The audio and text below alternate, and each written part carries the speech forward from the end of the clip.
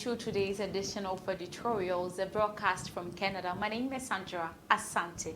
Today we'll be looking at UN chief gravely concerned over unspeakable violence in Tigray, as well as US accuses of Abiy's government of blocking aid. So don't go anywhere, I'll be back after the break.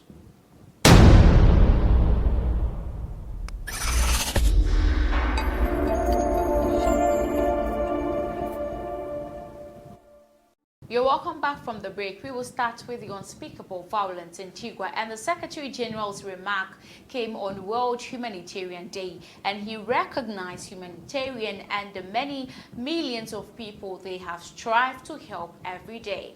He describes the misery of the Ethiopian people and the rather humanitarian conditions they are facing, with millions in need of aid as well as infrastructure destroyed.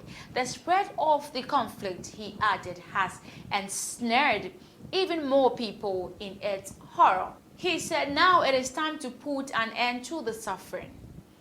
It is time for all parties to recognize that there is no military solution, and it is vital to preserve the unity and stability of Ethiopia, which is critical to the region and beyond.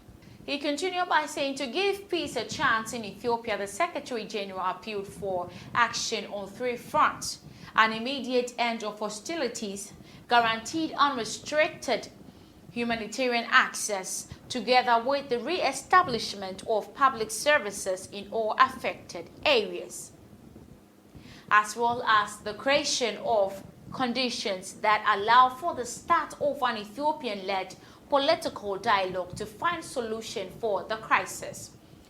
Such a dialogue, can contribute to addressing the underlying causes of the conflict and ensure Ethiopia voices direct the pathway to peace. The UN chief explains this one, so calling each of these steps critical to a peaceful settlement.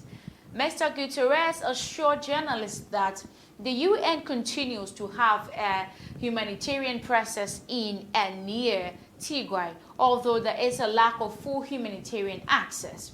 The UN chief added that UN will continue to work together with the African Union and other partners to support the Ethiopian people on the way to peace and reconciliation. Away from the crisis, let's move to the U.S. accuses of the blocking aid by the Abiy's government.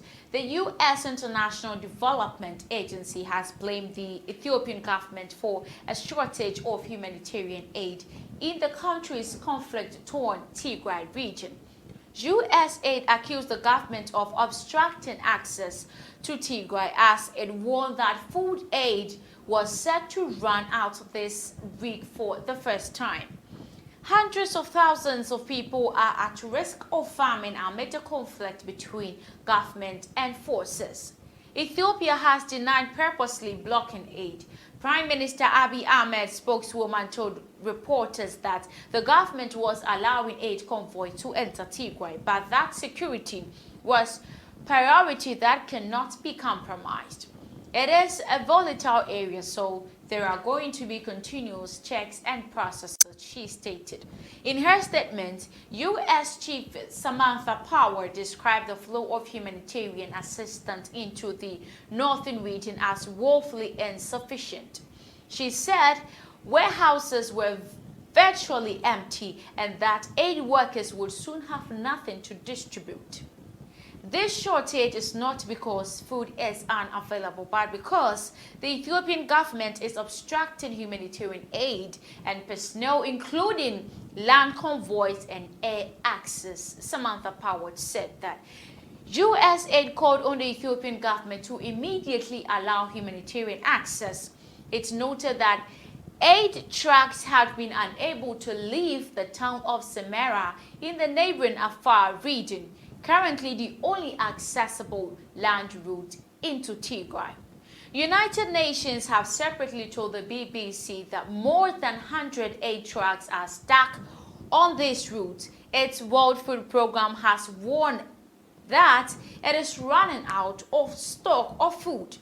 The conflict in Tigray began in November when Abiy Ahmed ordered a military offensive against regional forces. He said he did so in response to an attack on a military base housing government troops.